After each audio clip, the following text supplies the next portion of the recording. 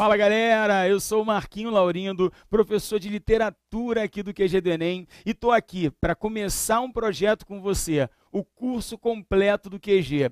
Hoje a gente vai começar a trabalhar conceitos importantes da produção literária, estilos de época, autores muito relevantes para a produção no Brasil e no mundo. E eu quero te dizer uma coisa antes, tá?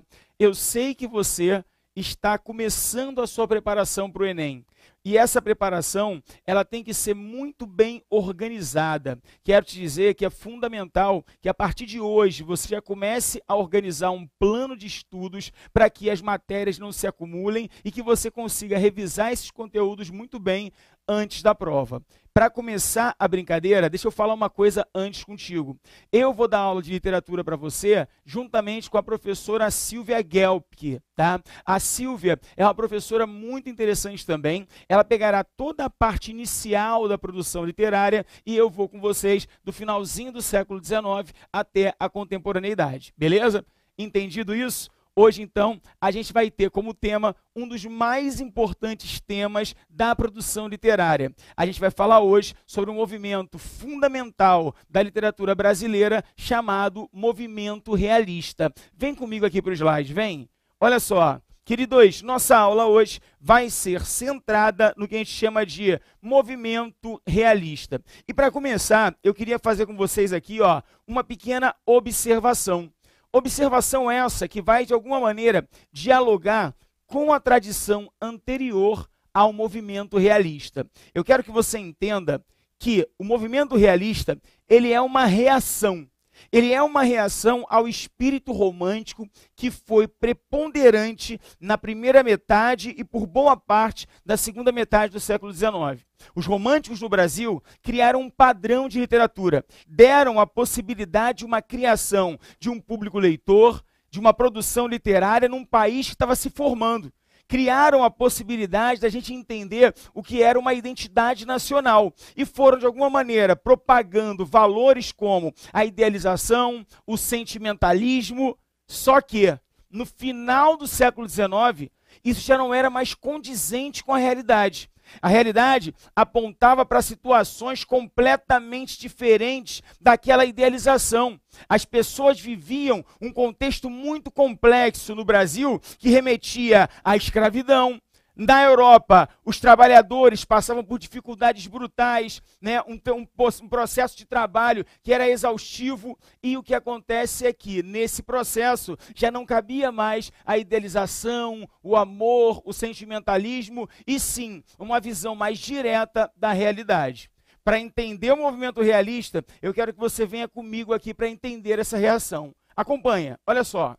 A gente tem o movimento romântico acontecendo no Brasil, olha aqui, ó, de 1836 até mais ou menos 1880, tá? Essa data aqui é uma data aproximada, tudo bem?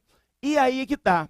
Quando o romantismo vai chegando ao fim, algumas reações começam a aparecer. Volta comigo aqui, vai. Olha, a gente vai ter uma oposição que é feita pelos realistas no Brasil, tá?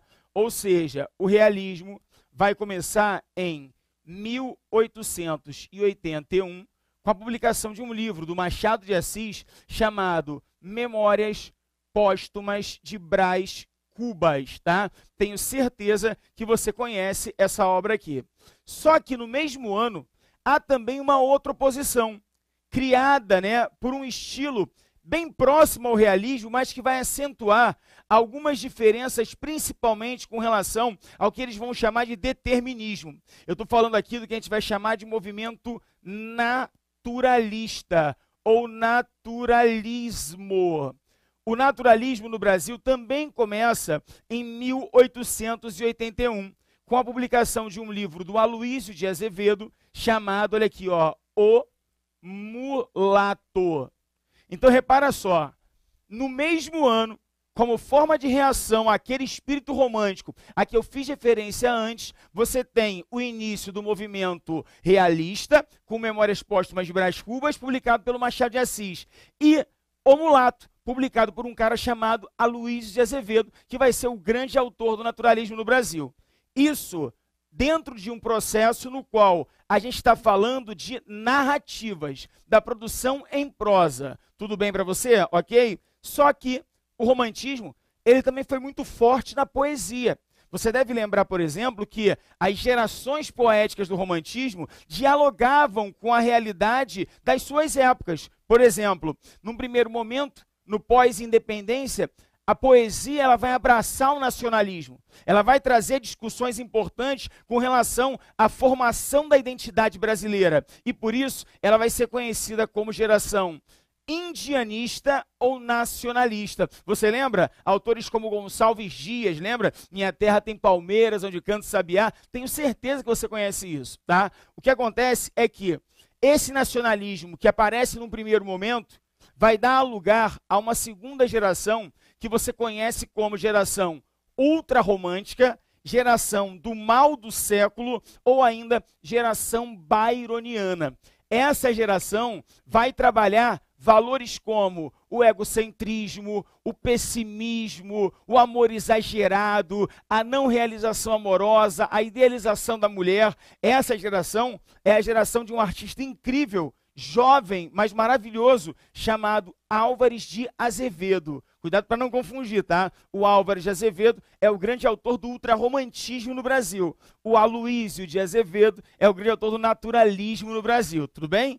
E, por último, dentro da produção poética romântica, nós vamos ter o que a gente chama de condoreirismo, ou terceira geração do movimento romântico. Nela, os românticos abraçam a luta abolicionista. Nela, um autor fundamental chamado Castro Alves aparece, trazendo toda uma questão de engajamento social dentro da sua produção poética. Por outro lado, o Castro Alves também é o autor responsável por quebrar um pouco da idealização romântica e apresentar já uma transição, porque a mulher na obra dele já aparece mais materializada, mais palpável, como a gente já conversou. Tudo bem? Então assim, ó, eu tenho aqui as gerações poéticas do romantismo e no finalzinho do século XIX você também vai ter oposição a esse tipo de produção. Vem comigo, vai. Olha só.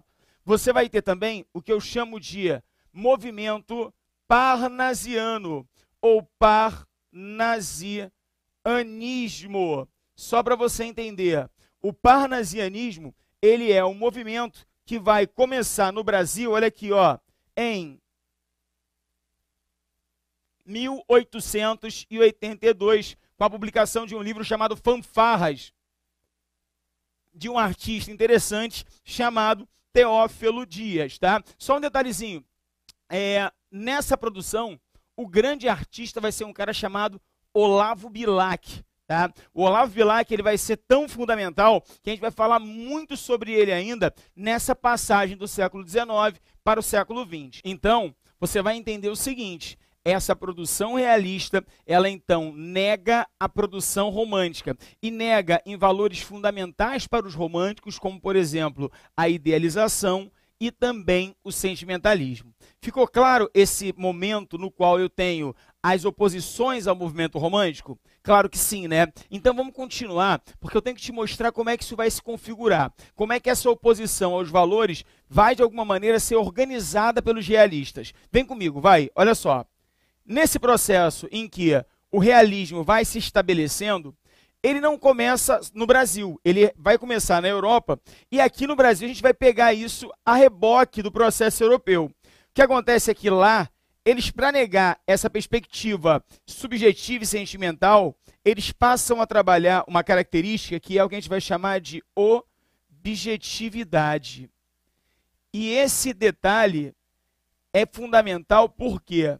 Porque a objetividade, né, dos românticos, perdão, dos realistas, vai ser um ponto fundamental dentro da produção. Assim, a gente entende como esses autores começam, de alguma maneira, a negar os princípios românticos. Vem comigo agora para te mostrar algumas características, essas sim, fundamentais. Quando eu penso no realismo, eu tenho que pensar no fim da idealização romântica, como eu já comentei. Eu tenho que pensar, sobretudo, na crítica aos valores da sociedade burguesa. Só para você entender, os românticos instituíram A ideia de que o amor seria capaz de resolver todos os problemas. A ideia de que, por meio do sentimento, eu conseguiria a felicidade, mesmo que eu não tivesse a possibilidade de garantir a minha estabilidade financeira, a minha estabilidade econômica. E nesse processo, o que vai acontecer é o seguinte: os realistas começam a atacar. Mas como eu faria para atacar a sociedade burguesa de maneira bem direta? Fazendo a crítica a instituições que eram tradicionais nesse grupo social. A crítica dos realistas ela vai ser muito dura sobre dois elementos. Acompanha comigo aqui, vem. Eles vão criticar instituições tradicionais que são fundamentais para essa célula burguesa, que são, de um lado, a família e, do outro lado, a igreja. Repara só, gente, o grande lance deles era, se eu quero criticar a estrutura da sociedade burguesa, eu bato num princípio fundamental, que é qual? O casamento. Eu vou destruir aquela ideia de que o amor pode, de alguma maneira, resolver todos os problemas da humanidade. E como é que eu faço isso? Eu crio uma instabilidade no casamento, destruindo a família, deixando de lado valores que são tradicionais e religiosos. Nesse processo, o ataque vai ser direto. E eles começam a fazer isso como? Vem comigo aqui, vai. Olha só. A crítica à família vai ser muito forte, porque eles vão deslocar essa crítica para um elemento fundamental da família, que é a base moral da família no século XIX. Qual é a base moral, gente? A mulher. Tá legal? Ah, Marquinhos, mas espera aí. No século XIX, vivíamos uma sociedade patriarcal, uma sociedade que a gente poderia dizer, inclusive, muito machista. Sim, exatamente isso. E por isso mesmo, a mulher ela era uma espécie de arcabouço moral familiar. Ao homem podia até abrir-se a possibilidade de ter mais de uma mulher. Isso era muito preconceituoso, né? A sociedade era muito... Para e pensa, até hoje em dia a sociedade é muito preconceituosa. Então a mulher não podia nada e o homem fazia muitas vezes aquilo que ele queria fazer. O que acontece é que para os realistas fazerem uma crítica muito severa, eles não podiam escolher o homem na família. Porque isso a sociedade já sabia que existia de maneira muito clara. Então eles fazem o quê? Eu pego uma mulher, coloco essa mulher na condição, muitas vezes, de mãe, só que eu crio uma mulher mãe adúltera. Uma mulher mãe que trai o marido. Uma mulher mãe que deixa de lado o filho. E a partir daí, eles começam a instituir uma crítica cada vez mais forte sobre esses padrões românticos. Para você entender isso na prática, vem comigo aqui, ó. Eles vão criticar a família na condição da mulher mãe, sendo que essa mãe é a mãe adúltera.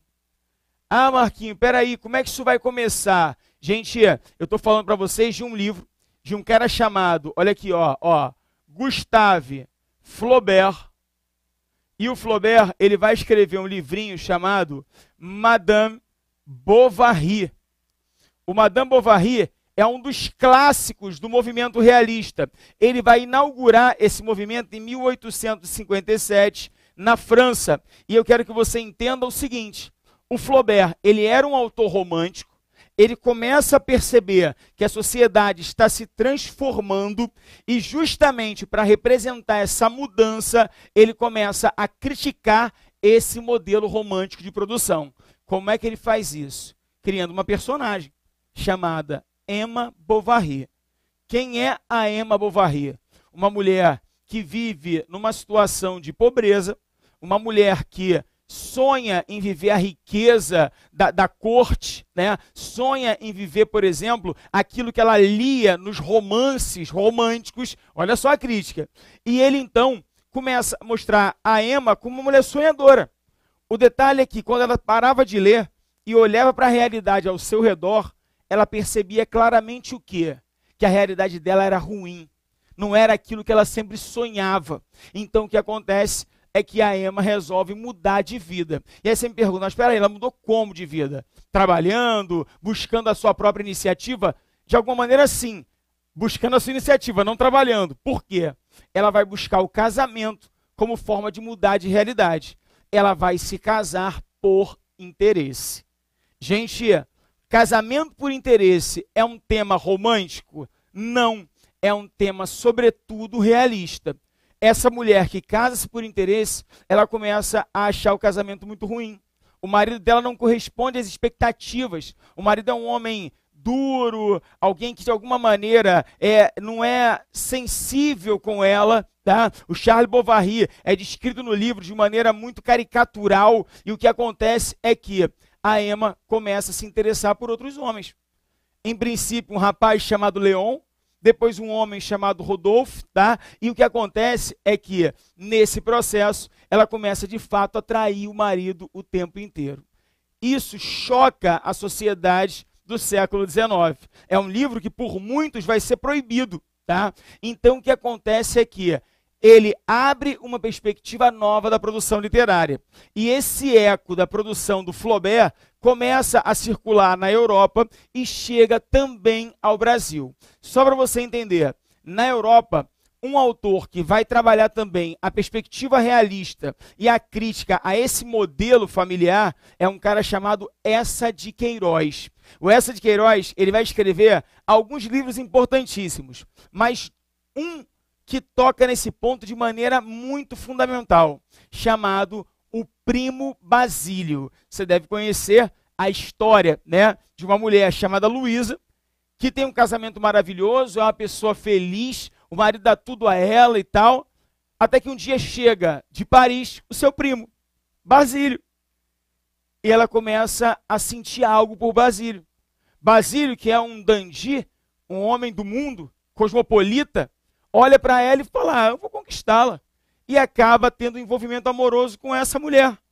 Leva essa mulher para locais que eram terríveis, ruins, né? Do ponto de vista da estética, eram praticamente guetos. Mas ali eles começam a ter uma relação amorosa. A traição, ela é muito forte nesse processo. Eu não vou te contar a história toda, obviamente, que eu quero que você leia. Mas eu quero que você entenda uma coisa fundamentalmente, tá? Existe agora um novo padrão. E esse padrão de produção faz a crítica direta a esse modelo familiar, criando triângulos amorosos. Gente, quem é o grande autor do realismo no Brasil? Um cara chamado Joaquim Maria Machado de Assis. E o Machado de Assis, na sua obra praticamente inteira, vai trabalhar a relação com os triângulos amorosos. Detalhe, sempre colocando a mulher como aquela que é a desencadeadora da ideia de traição. Só para você pensar, um dos personagens mais importantes da literatura brasileira se chama Capitu. E não é à toa que a Capitu assume esse papel. Ela é uma personagem que supostamente trai o marido, olha aqui, com o melhor amigo dele. Um triângulo amoroso formado, tá? Detalhe, com um filho que, diante da visão do marido, é filho do melhor amigo. Olha só isso, gente. Tá? Então repara, o Machado vai fazer isso no Dom Casmurro, vai fazer isso no Brás Cubas, tá? Vai fazer isso no Quincas Borba, ou seja, a ideia de que o triângulo amoroso ele destrói uma noção familiar que era cara aos românticos. E esses românticos agora já não têm mais espaço no final do século XIX. Eu quero que você entenda que, nesse sentido, a crítica fica sendo muito forte e eles começam a bater numa visão objetiva da realidade. Outro aspecto que é fundamental também entender na crítica dos realistas é a crítica feita a essa instituição que, é claro, vai celebrar o casamento e, com isso, dar gás à sociedade burguesa, que é a igreja. É nesse momento que eles passam, então, a criticar a igreja. Meus amigos, para você entender isso de maneira bem clara, eu vou sugerir um livro chamado O Crime do Padre Amaro, também do Eça de Queiroz, tá? Só que eu vou falar um pouquinho sobre ele para você apenas no nosso próximo bloco. Valeu? Te espero lá. Tchau, tchau.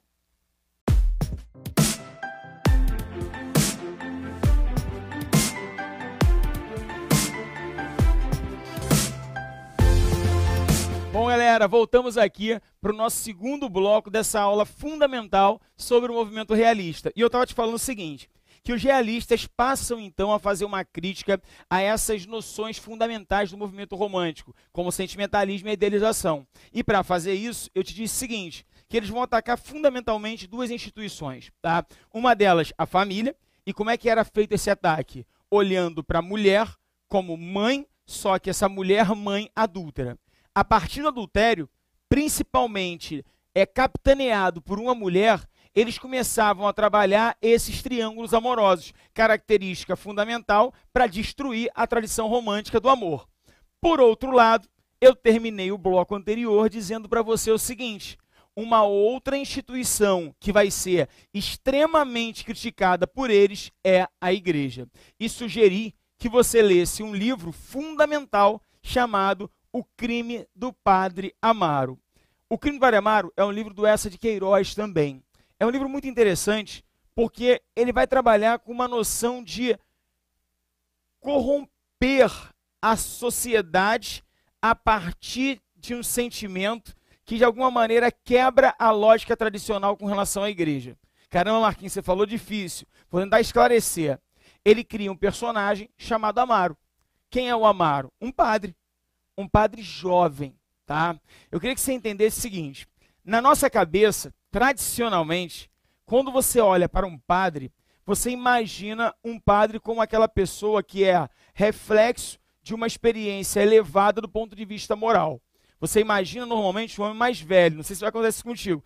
Na minha mente, o padre, quando eu penso no estereótipo, já é um senhorzinho, gordinho, meio carequinha, né? Algumas pessoas falam que o padre é um cara mais alto e tal. Um dia eles perguntando a uma aluna minha de aulas presenciais, né? A garota falou assim, o padre para mim é um homem alto, magro, tá?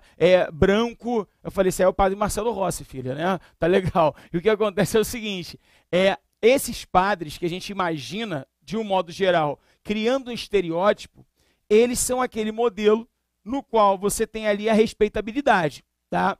O que acontece é que, quando você imagina um padre mais jovem, as coisas começam a mudar um pouco. Não que o próprio padre tenha essa flexibilidade moral, não é isso que eu estou querendo dizer. O que eu estou querendo dizer para você é o seguinte, algumas pessoas olham para ele não necessariamente como padre, tá? Vou dar um exemplo que é muito interessante. Tem um padre que é ultra assediado pelas moças, que é o padre Fábio de Mello, ele é famoso, um padre que canta e tal. Há pouco tempo ele até declarou uma coisa, o seguinte, ele chegou a dizer o seguinte, gente, pelo amor de Deus, parem de me mandar nudes, né? Eu falei, cara, que coisa terrível isso, né? Mas é interessante você perceber como aquele homem bonito e jovem atrai de alguma maneira outro tipo de olhar. O que acontece é que o Amaro também é um padre jovem. Você tirou aquele padre tradicional da batina e colocou ali um garoto bonito. Você imagina, pega um rapaz como o Cauã Raymond e bota ele de padre, tá? Agora imagina isso numa cidade do interior. Cidade essa na qual as pessoas não têm referências muito sólidas, né? De intelectualidade, as pessoas não têm essa referência de um homem muito bonito que pode, de alguma maneira, capitanear aquele povo, tá? O que acontece é que o Amaro chega numa cidade chamada Leiria, em Portugal. E lá ele começa a ser a referência, tá? Em pouco tempo, ele percebe que algumas pessoas olham para ele assim, meio enviesado, né? O que acontece é que, nesse processo, ele vê na paróquia uma menina linda, que olha para o padre com esse olhar que eu comentei contigo. O que acontece é que eles começam, então, a, de alguma maneira, ter uma relação que não deveria ser a relação do padre com uma fiel, e da fiel com o padre. O tempo vai passando, eles vão se aproximando, e um dia a menina chega para ele e fala o seguinte, padre, eu queria me confessar. E ela vai até lá o confessionário, e ela diz a ele que se apaixonou por alguém que não pode corresponder ao sentimento dela. E ele automaticamente já começa a imaginar que é ele, né? O que acontece é que, nesse momento, ela era noiva. Então ela fala para ele o seguinte, que ela tem vontade e deve fazer o quê? Terminar o relacionamento dela com o noivo. Porque ela não acha justo aquilo. E o padre começa a dizer o seguinte, não faça isso. Não faça isso, porque se você fizer isso vai ser um problema para mim. Ele então começa a discutir muitas vezes com os outros padres uma situação complexa, que é uma espécie de tabu fundamental da igreja, a ideia do celibato. E essa discussão ela começa a se tornar cada vez mais ampla no livro, tá? O Amaro, então, vai se sentindo mais atraído pela menina, ela por ele também, até o momento, então, que eles estão na igreja, olha a cena, e na própria igreja eles vão se beijar. Nessa hora em que há o beijo entre os dois, uma mulher, uma fiel, uma beata da igreja, aquela senhorinha que fica lá na igreja, ela vê. E essa senhorinha vai fazer o quê, meus amigos? Uma senhora bondosa, que está ali rezando para Jesus, né? Para se tornar alguém melhor. Essa senhora vira para ele e fala o seguinte: eu quero dinheiro, porque se você não me der dinheiro, eu vou dizer que você beijou essa menina. Gente, o padre fica enlouquecido, sem saber o que fazer. E ele começa então a pagar pelo silêncio dessa senhora. O que acontece é que, mesmo sabendo do erro moral, ele continua se encontrando com a menina. Eles vão se encontrando, e em determinado momento, para criar um subterfúgio, ele manda ela dizer para a mãe, e obviamente se espalharia pela cidade, que ela deveria ser uma mulher religiosa, que ela deveria buscar um caminho sendo uma freira. E ele então daria aulas a ela no período da tarde para que ela conseguisse esse objetivo. Só que nos encontros, para que ela tivesse a dita aula, eles tinham outro tipo de coisa ali acontecendo. Vocês estão me entendendo, né? Rambles ali naquele momento. O que acontece é que, em meio a essas aulas, um dia ela chega para o Amaro e diz o seguinte: Amaro, eu tenho que te dizer uma coisa, meu querido padre. Eu estou grávida. O Amaro, então, vira para ela e diz o quê? Para saber isso, você vai ter que ler o livro, tá legal? Entenda uma coisa, olha só, ó, amigos, o crime do padre é justamente romper com um aspecto moral que era fundamental dentro do romantismo. Você não veria isso no romantismo, tá? Então, o que acontece é que os realistas batem de um lado, né, na família, e batem do outro, na igreja, destruindo os alicerces de uma produção romântica que se estendeu no Brasil pelo século XIX. Aí você me pergunta, mas espera aí, Marquinhos, no Brasil como é que isso vai se configurar? Gente, é nesse momento que a literatura brasileira está passando por um processo de formação e vai se consolidar como uma literatura de fato com o aparecimento de um autor fundamental chamado Machado de Assis. Acompanha comigo aqui, vai, vem comigo. Olha, aqui eu trouxe duas imagens para você entender o que a gente está falando. Esse livro aqui, ó, é o Madame Bovary, do Gustave Flaubert, tá legal? Olha, é um livro incrível, um clássico, né, da produção realista e vai marcar uma época. Esse aqui é O Crime do Padre Amaro, do Eça de Queiroz. Repara, olha só, a diferença, né? Começa na França, chega a Portugal e depois chega ao Brasil em 1881. Tá? É um processo que era muito comum até o modernismo, que o Brasil, de alguma maneira, pegasse essas referências europeias e criasse a sua produção baseada nelas. Tá? Isso aqui, inclusive, é o cartaz, né, de um filme que foi feito, tá, adaptado do livro do Eça de Queiroz, beleza? Só que, olha aqui, ó, vamos falar um pouquinho de um autor fundamental, que é o Machado, antes da gente partir aqui para o exercício. Vem comigo aqui. O Machado, ele é um autor que é o maior clássico do século XIX na produção brasileira. Alguns críticos vão dizer que o Machado é o grande autor da literatura brasileira, beleza? O que acontece, gente, é que, normalmente, o primeiro contato dos alunos com o Machado se dá de maneira, a meu ver, equivocada. Vou dar um exemplo que foi comigo, tá? Eu lembro que quando eu comecei a ler o Machado, eu estava na minha 8ª série, no meu 8º ano, tá? O que corresponde hoje em dia, né, ao 9º ano, e aí me passaram para ler o Memórias Póstumas de Brás Cubas. Meus amigos, Brás Cubas é um livro complexo, cheio de citações, com uma organização estrutural diferente, os capítulos são curtos, há inúmeras digressões, ou seja, alguém que era uma criança, um adolescente naquele momento, e que não tinha uma experiência literária muito grande, obviamente tendia a não gostar daquele livro. Eu li, achei o livro legal, mas na prática eu não entendi muito bem aquele livro, tá? O que acontece é que, minimamente, ele me trouxe o interesse. E a partir daí eu comecei a ler o Machado frequentemente. Agora, se você me perguntar assim, Marquinho, peraí, como é que eu começo então a ler o Machado para me interessar de fato por esse autor? Eu vou te sugerir uma possibilidade. O Machado ele foi um grande escritor, além do romance, em outras modalidades. O Machado vai escrever muitas crônicas, que são crônicas incríveis, e vai escrever contos também incríveis, tá? Contos esses que olhavam para a realidade social e que trabalhavam essa realidade ou diretamente ou indiretamente. O Machado, ele é um autor que vai diferenciar a obra com relação aos outros realistas, porque um princípio fundamental do realismo é a objetividade e uma espécie de reflexo daquela realidade. O Machado, muitas vezes, mesmo sendo um realista no Brasil, ele vai trabalhar uma espécie de viés subjetivo, não sentimental como os românticos, mas uma análise na qual ele interfere, o narrador interfere na narrativa, tá? E, por outro lado, ele vai trabalhar também uma literatura fantástica. O que significa isso? Só para você entender. Quando Machado escreve Brás Cubas, o personagem principal, Brás Cubas, já morreu. Ele é um morto.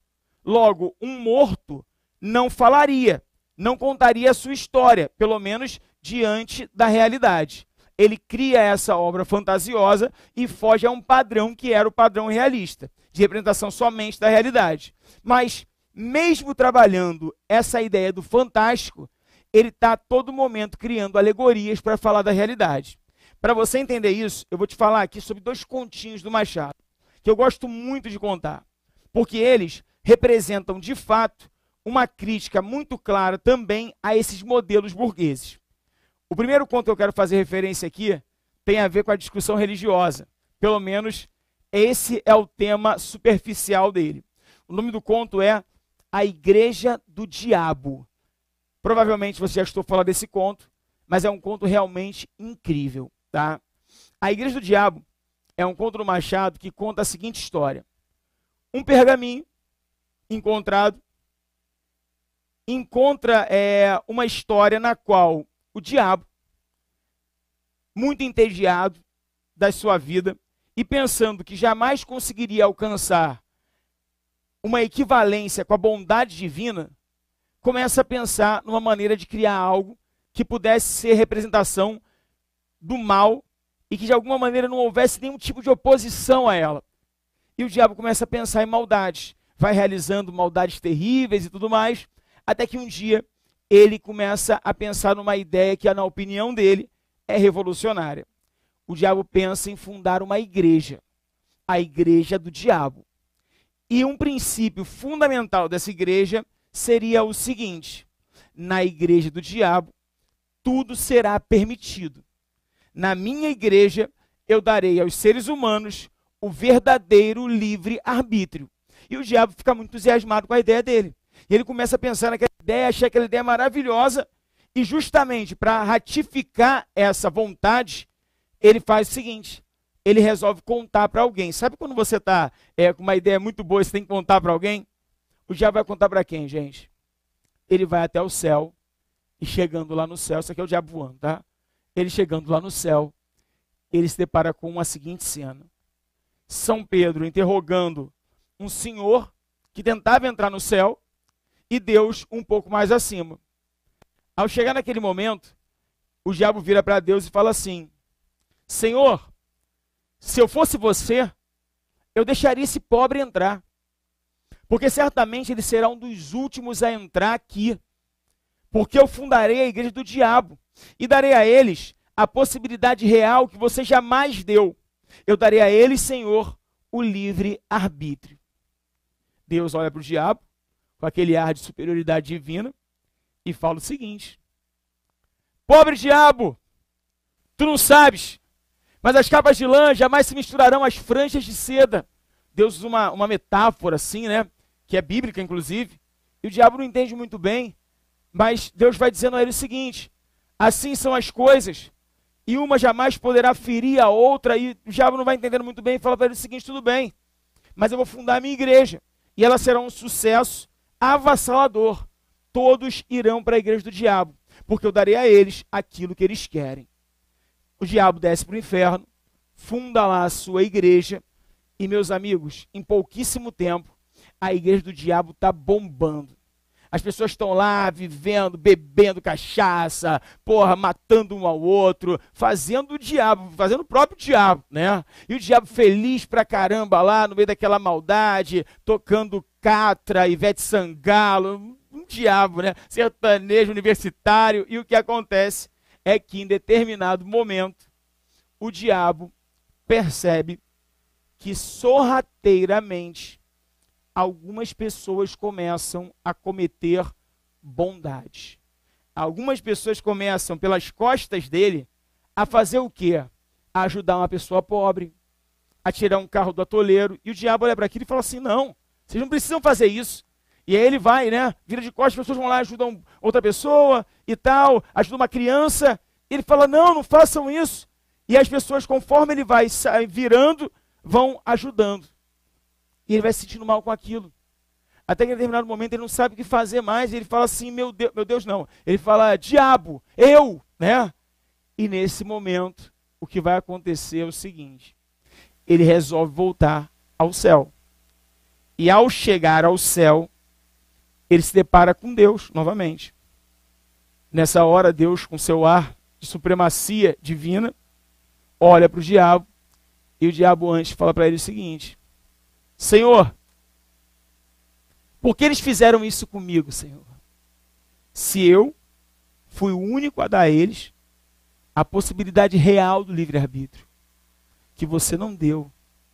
Senhor, eu dei a eles a liberdade que você jamais deu, e eles me traíram dessa forma. E Deus então olha com aquele ar de superioridade, vira para o diabo e fala para ele o seguinte: eu te avisei. Eu te avisei, pobre diabo, que as capas de lã jamais se misturarão com as franjas de seda. Deus usa de novo aquela metáfora, e Deus vai dando uma lição de moral no diabo, até que no final do conto, ele vira para o diabo e fala o seguinte: pobre diabo, eis a grande contradição humana. E termina o conto. Aí você está lendo aquele conto e fala assim: que é isso? Acabou? Como assim acabou? Gente, acabou. Porque na prática, ele não está discutindo Deus e o diabo. Ele está discutindo o que exatamente? Ele está discutindo o ser humano. E por isso Machado de Assis é muito importante, é o grande escritor do século XIX. Por quê? Ele vai olhar para dentro do homem. E nesse momento, a grande questão levantada no final do conto é: o ser humano sempre vai querer subverter. Ele sempre vai querer aquilo que ele não pode ter, tá? E nesse momento, a gente começa a olhar como esse cara, como esse autor fundamental chamado Machado de Assis, está olhando para a realidade brasileira e falando o seguinte: não adianta mudar o sistema político, não adianta mudar o governo, porque no fundo, o problema está dentro do homem. O homem é assim, ele sempre vai querer aquilo que ele não pode. Ele é motivado por essas duas palavras: não pode. Quando você escuta isso, parece que algo em você fala assim: não, mas eu quero. Adão e Eva. Gente, pensa, a mitologia cosmogônica inteira. Todas as proibições que levaram, de alguma maneira, a uma forma de sublevação que gera o pecado. Prometeu acorrentado. Pandora com a sua caixa. E, numa boa, o Machado ele vai trabalhar tudo isso na obra dele. Bom, esse foi o primeiro conto. O segundo conto dessa aula importante, eu vou te contar no próximo momento da aula, no nosso próximo bloco. Valeu? Até lá!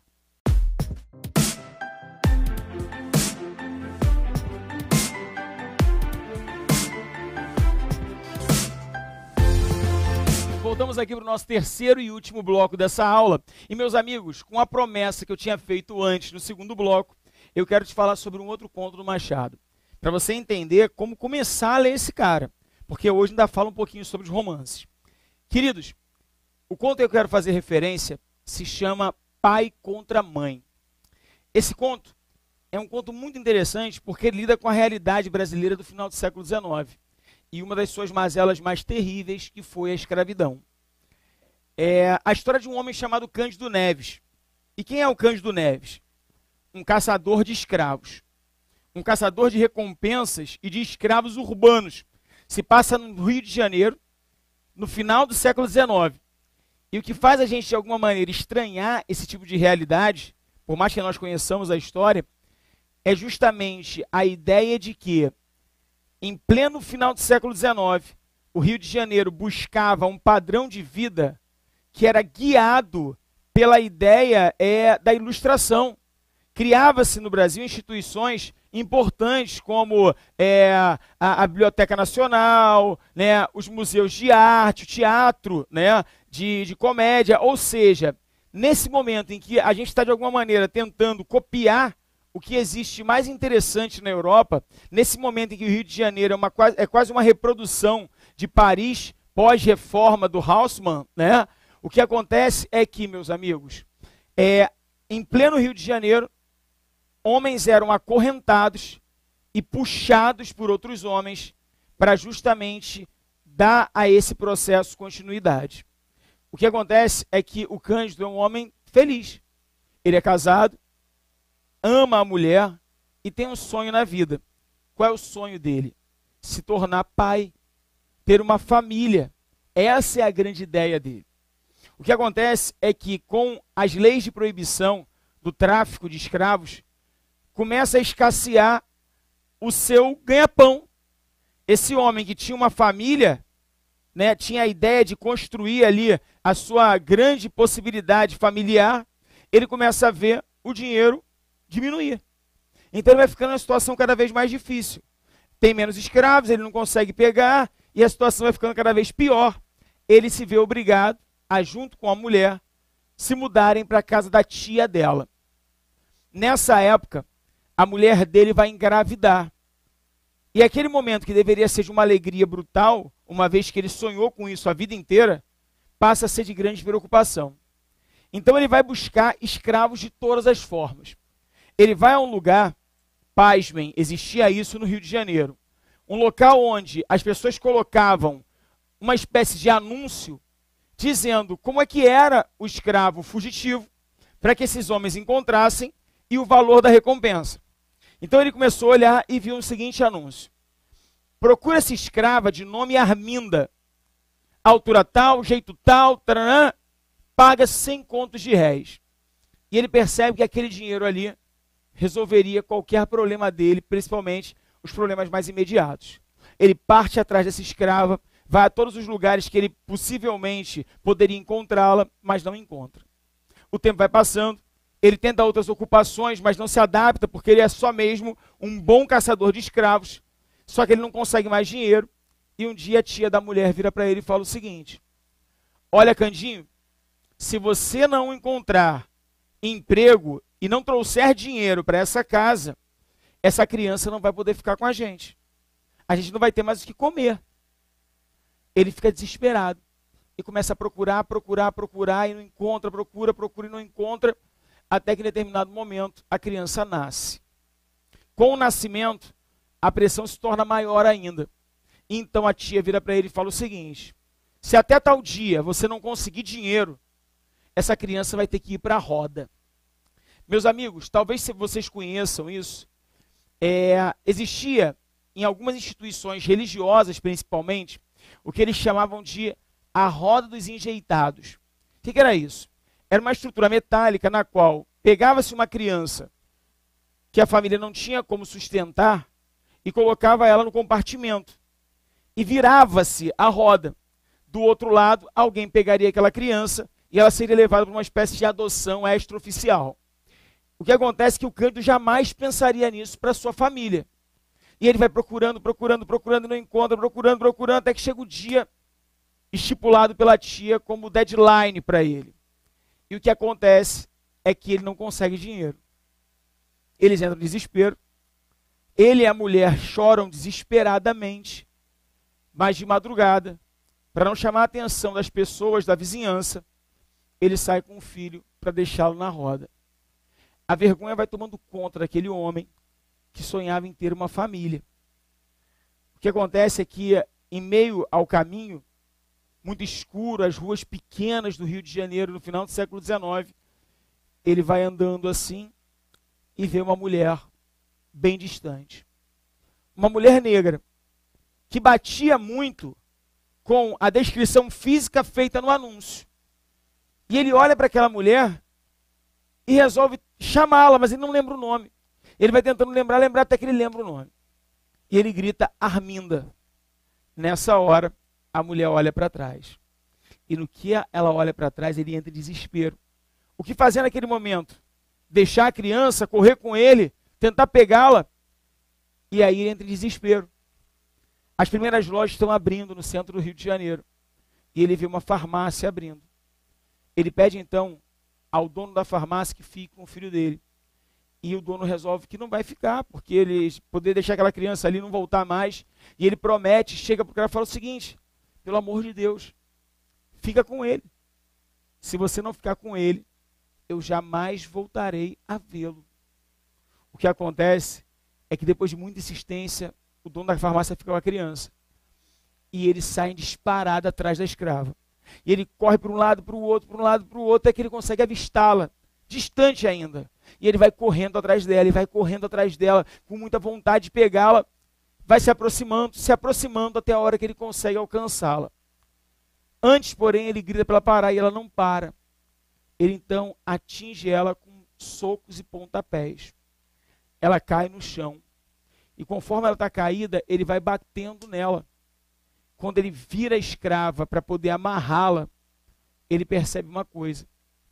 Ela também está grávida. Ela vai ter um filho. E nessa hora a escrava vira para ele e fala o seguinte: pelo amor de Deus, não me entrega, porque se você me entregar, eles vão matar meu filho. Meus amigos, nesse momento, o Machado de Assis te coloca diante de uma coisa fundamental para o entendimento de que é o ser humano. Ele te coloca diante de um dilema moral. Você sabe o que você deve fazer nesse caso. Se fosse você deveria fazer o quê? Entregar a escrava? Não entregar? O que acontece é que o Machado vai mostrar o que a sociedade brasileira da época faria. Esse homem, então, continua espancando a escrava, amarra essa mulher, vai arrastando ela pelo centro do Rio de Janeiro, mesmo grávida. As pessoas vão vendo o que está acontecendo e não fazem absolutamente nada.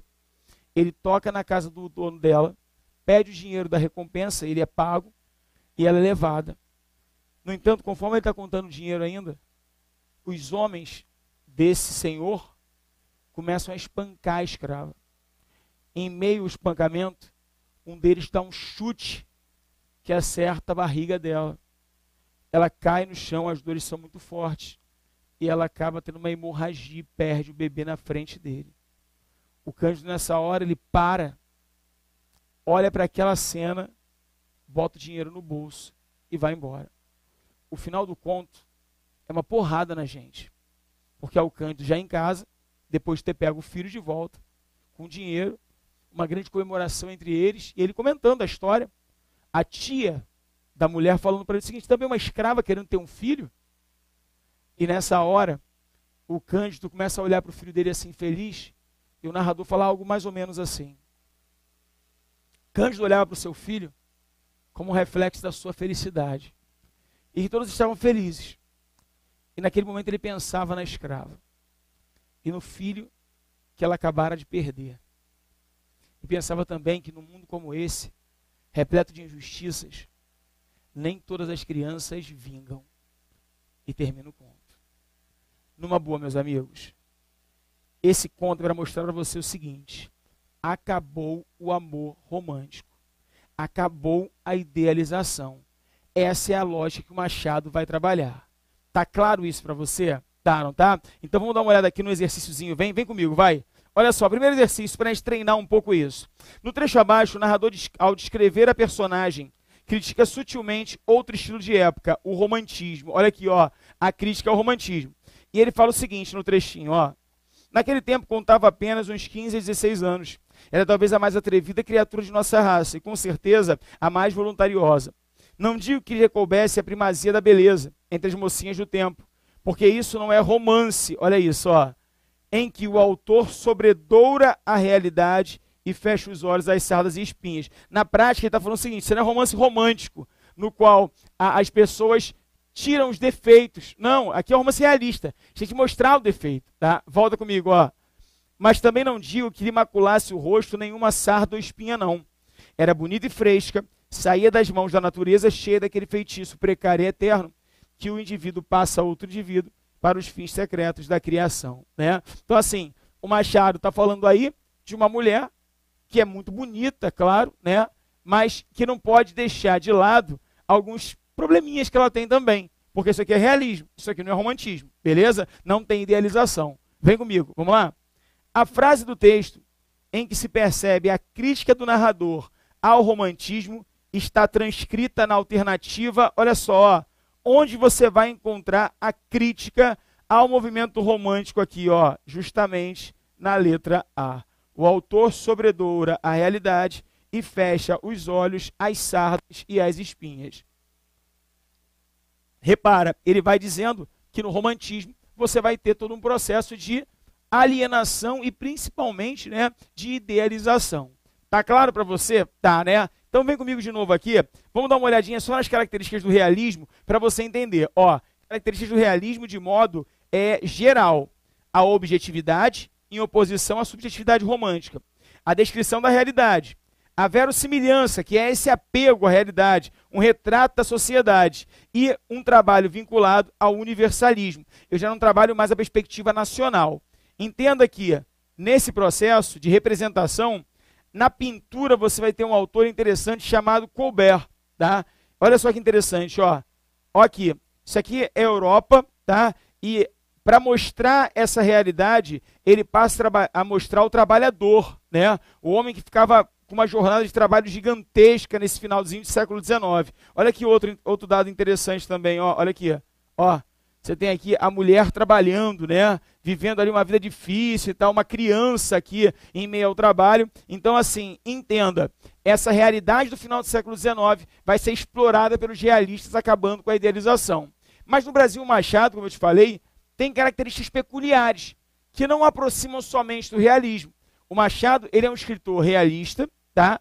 Só que, num primeiro momento da sua obra, parte da crítica vai dizer que ele é um autor romântico, porque ele ainda tem traços do romantismo, né? Alguns vão dizer que desde o início ele já aponta elementos do realismo. Então há uma grande diversidade crítica com relação a esse autor, tá? Mas o que eu posso te dizer é que a fase madura dele, na qual a gente vai encontrar Memórias Póstumas, Dom Casmurro e Quincas Borba, é justamente o momento em que o realismo vai aparecer, mesmo com algumas características diferentes do realismo europeu. Acompanha comigo aqui, ó. Vamos lá? Olha só, ó.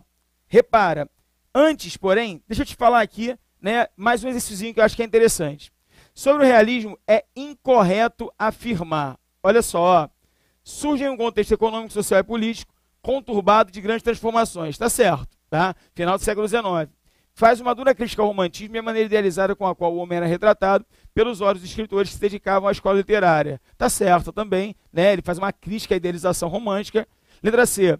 Utiliza uma linguagem repleta de maneirismos, com predominância de subjetividade, cuja estética é contemplada a metalinguagem e o ideal da arte pela arte. Opa, guarda essa daí.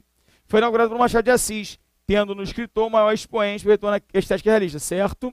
Influenciado pelos ideais positivistas, o realismo negava a teoria metafísica, buscando a explicação das coisas práticas e presentes na vida do homem, certo também. A resposta incorreta é a letra C de casa. A linguagem não é repleta de maneirismos e nem de subjetividade. A linguagem do realismo ela é objetiva, tá legal? Agora, o Machado, como autor, traduz um pouco diferente essa relação. Vem comigo aqui, vai, olha só, ó.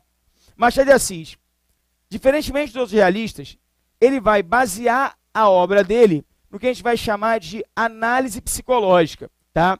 A análise psicológica é fundamental na obra do Machado. A crítica à hipocrisia social e principalmente a ironia, que vai ser desdobrada a partir do que a gente chama de pessimismo machadiano. Com relação à estrutura, os capítulos são curtos, ele vai fazer inúmeras digressões e vai trabalhar muito a metalinguagem e a conversa com o leitor.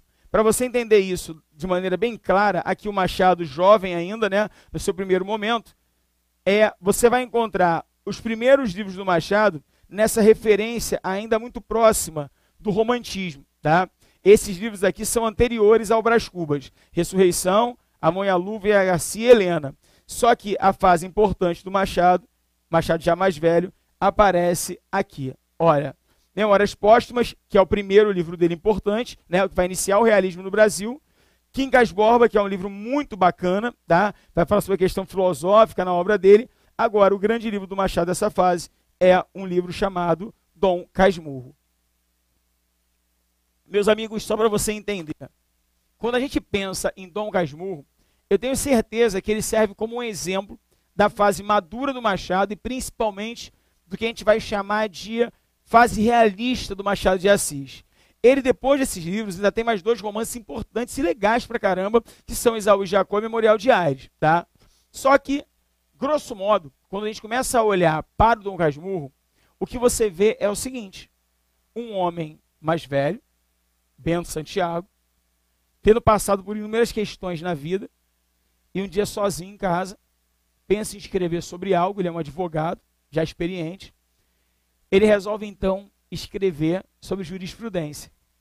E na mesa da casa dele, que é no Engenho Novo, um bairro do subúrbio do Rio de Janeiro, ele mesmo sendo um homem rico, ele resolve se mudar para o subúrbio para fazer o quê, meus amigos?